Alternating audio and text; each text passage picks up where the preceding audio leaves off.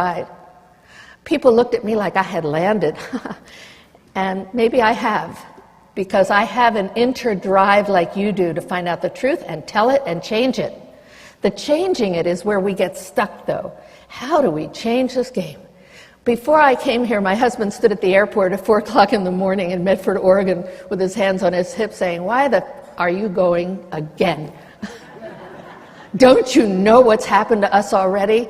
I ended up, after leaving Ecuador for my so-called friends and the infiltration, in the hospital with a heart condition, with the doctors looking over me down at my husband saying, "We're amazed that she woke up. She's got to get to the United States. We don't have the technology to measure her heartbeat that's gone off the scale." And I ended up in a heart hospital in the States with the doctor saying, "You don't have heart disease," which is what I thought I had. They said, "Every time you say the names of certain people and certain incidences, your heart goes off the chart." And so the head of the hospital, the doctor, Dino, came in and handed me this piece of paper, and he said, "You see these pills these other doctor gave you, did you take them?" And I said, "Well, I tend to take them because they make me take the bottles, but I never swallow them, so no, I haven't had any. I'm trying for alternatives."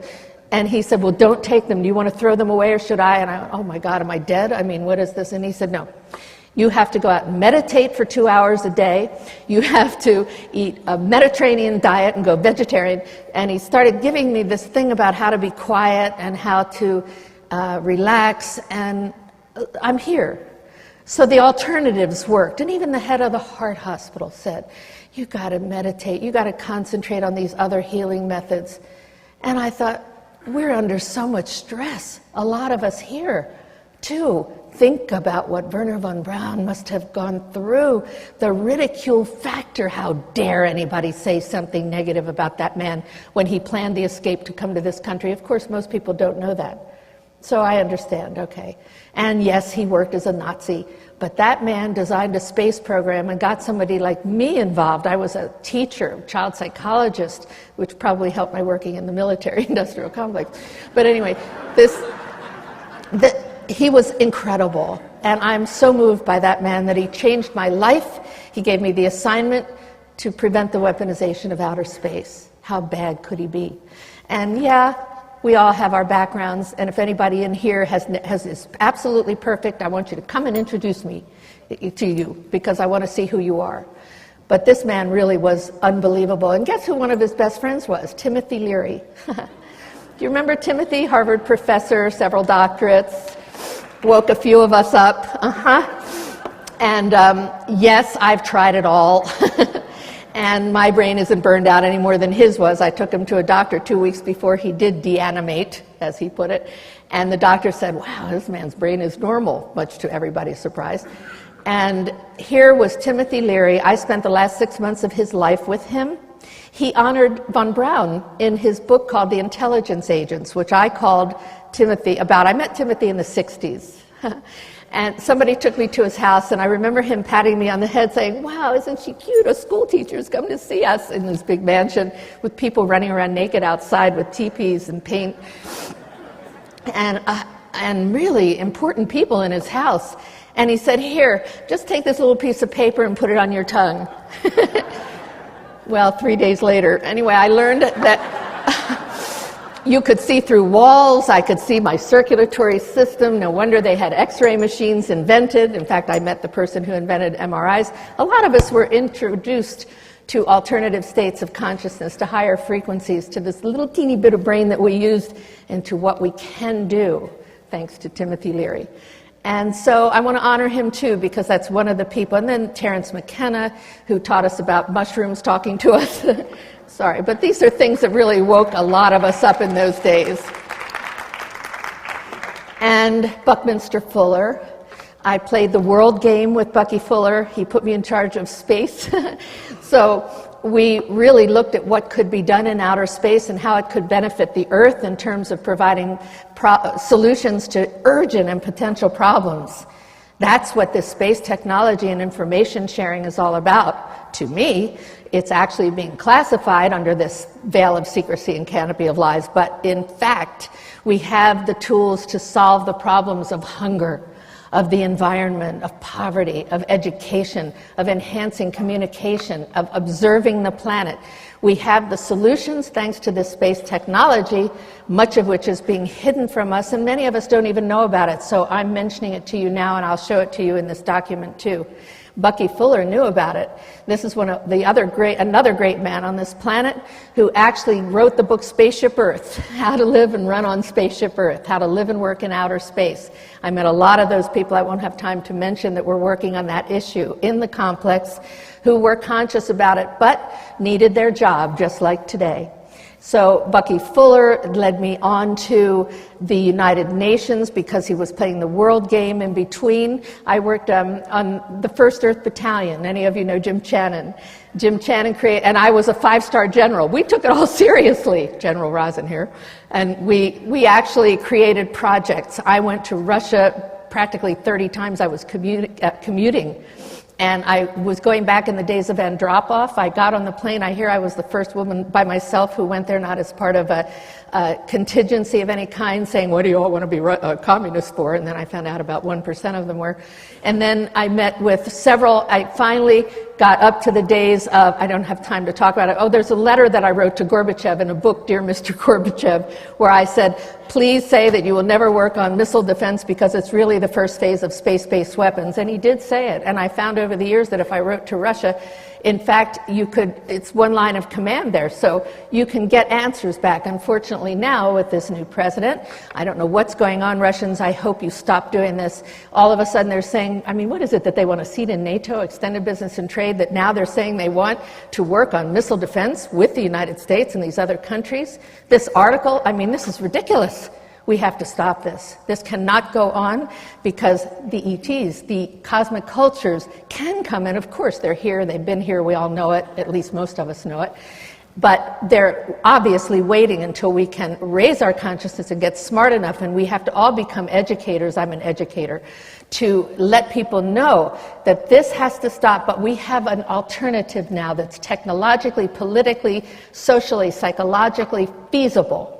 It's economically feasible. We have an alternative way that we can go that will transform the entire war industry into a space industry and acknowledge the reality of who we really are on this planet. And that's what you're going to hear about in a few minutes. So I went on now to go, after von Braun died, I thought, where am I going to go now? I quit the industry because I would have had to work on the A-10 bomber airplane. And I went on, I had learned a lot about public relations. Timothy Leary, I said, what's the most important thing in the world to you? And he said, PR. Good or bad PR, you can get your messages out. I learned a lot about all of this in the industry and what the game is that's played. So I went on to work at TRW because they needed a woman, a six-man woman on the team of the MX missile. So I worked on the MX missile. The job creator was about jobs. And through that, I met Congressman Joe Moakley eventually. He was my favorite, maybe the most honest, maybe the only honest congressman out of hundreds that I met. Sorry. And he agreed to introduce the first bill in the Congress calling for a ban on space-based weapons. And I said, why are you going to do this? And he said, because I have people starving in the streets in Boston. Well, this is something that went on and on with me. I kept meeting people. Tom Harkin introduced it. Eventually, Kucinich introduced it. And a treaty, thanks to Paul Hellyer, who is here, one of the heroes of our planet, who had an event where he brought about this many people together in Canada, about 1,000 people. And he introduced the first treaty to ban space-based weapons. Didn't go anywhere because the attention went back to the Outer Space Treaty of '67, which would never have banned all space-based weapons. It was just about weapons of mass destruction, and we're way past that now. Surely you've heard about mind control, psychotronic weapons. You've heard about all kinds of weapons. I mean, I was just looking at pictures of the hummingbird. Have you seen the hummingbird?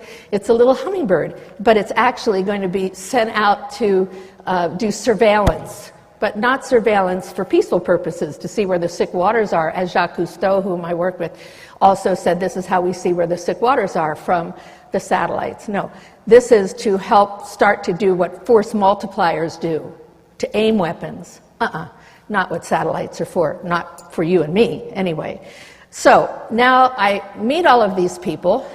I don't know what to do with von Braun after he left. What do I do with this message, this assignment he's given me to prevent the weaponization of space? Imagine that.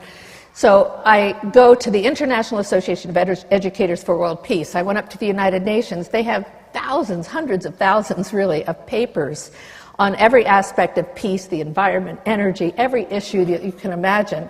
And I found the International Association of Educators for World Peace. I just called its founder a couple of nights ago, Charles Marchea. He's still alive. Most of the people I called before I came here to get advice were all dead. Oh, God.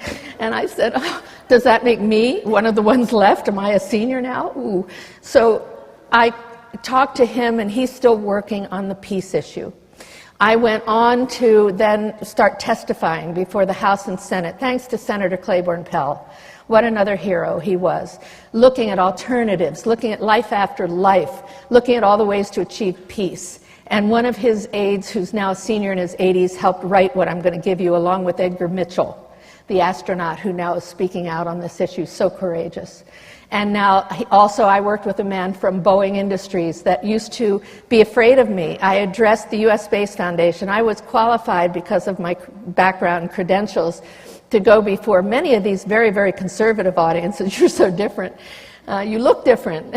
So these audiences that I had, I called this one the 600 Greatest Hawks in America. The Army, Navy, Air Force, Marines, called the Unified Command, Space Command. Now they keep changing their names. Working on the Strategic Defense Initiative, of course, which has many names too, the Global Protection System, anything that you'll buy. If you buy that dead people are collateral damage, I mean, they come up with all these words. It's sickening to me. But I testified before the Congress and the Senate, thanks to Senator Pell, who got me into these situations in the testimonies.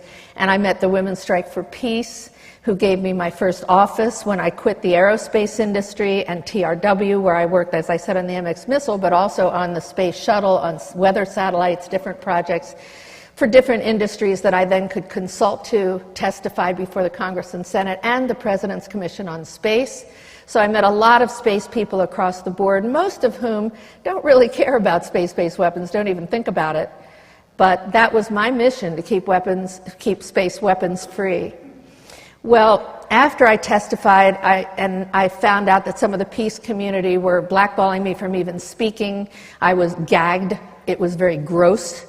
One of these big peace groups spread this rumor that I was a Nazi and all of that, a Nazi lover, and also that I was a pathological liar because actually I had booked a congressman for one of their speeches. He didn't want to go. He didn't go, but he didn't tell them that I actually had booked them. He used me as an excuse. In other words, people will say and do anything, and other people will believe anything. So it's very sad that we got splintered in the peace movement. We got splintered in the environmental movement. It's not easy to sort and discern, but if I learned one thing in that Ecuador experience, where we were robbed of everything we own. We no longer own the hotel, the farm, which had a crop circle on it that we got to give to the famous old people of Vilcabamba, who I was the coordinator of the Old People's Association. I hear many of them are dying now because of the infiltration, the pollution, all under the guise of sustainable development. Got it?